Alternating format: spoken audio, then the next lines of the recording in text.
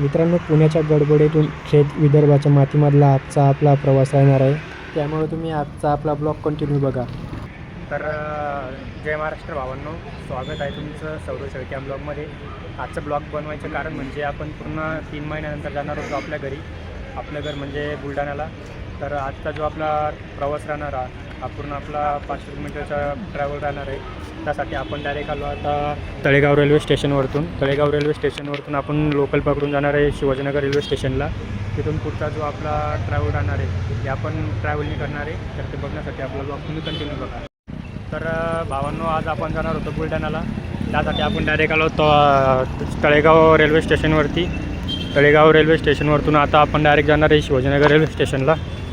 त्यासाठी आता आपण इथं आलो. इथून आता आपण तिकीट वगैरे काढणार आहे आणि डायरेक्ट जाणार आहे आता पुढं.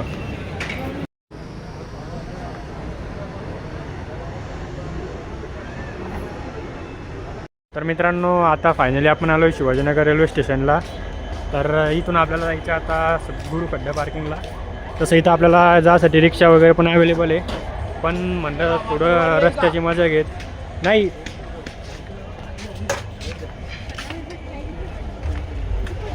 चला तर म्हणलं थोडं रस्त्याची मजा घेत, थोडा ब्लॉग वगैरे बनवत आता आपण जाऊ डायरेक्ट सद्गुरू खड्डा पार्किंगला.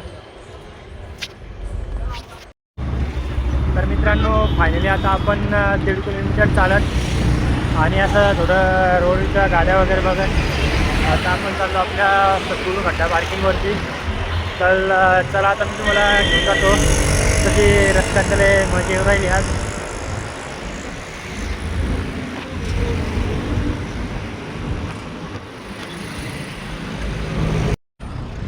तर मित्रांनो, फायनली आता आपण पोचलेलो आहे सद्गुरू खड्डा पार्किंगवरती, जिथं आपल्या ट्रॅव्हल्स वगैरे लागणार होत्या.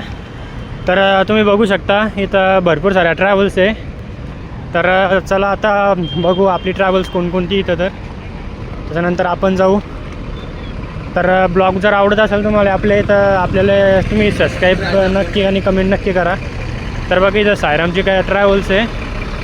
तर चला आता आपल्याला लागलेले दाबून भूक, त्याच्यामुळं आता आपण मस्त इथं एखादा वडापाव वगैरे खाऊ.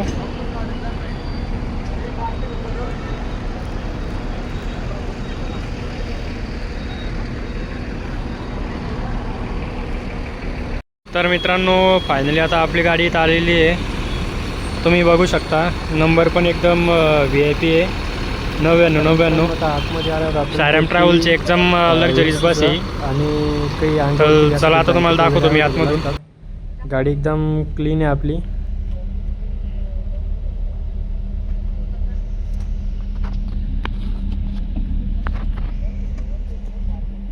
तसेच मित्रांनो, आता रात्रीचे वाजले 11:30 ते 12. आता इथं थोडं वेळ जेवणासाठी आपली गाडी रात्री थांबलेली असते. तर आता फायनली आपण थोडं डिनर वगैरे करून आता आपण चाललो आपल्या बसमध्ये.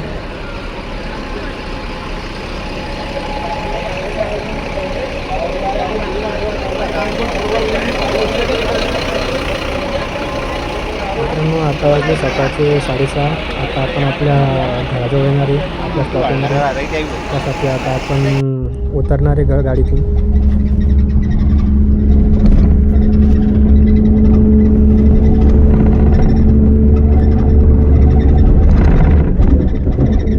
तर शेवटी मित्रांनो, आता आपण आपला 9-9.5 घंट्याचा प्रवास करून आलो आपल्या गावातून एकदम भारी वाटलं.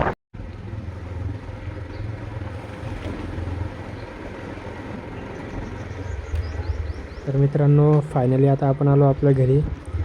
आपल्या गच्चीहून आपल्या गावाचा व्ह्यू दिसतो. तर कसा दिसतो नक्कीच कमेंटमध्ये मला कळवा.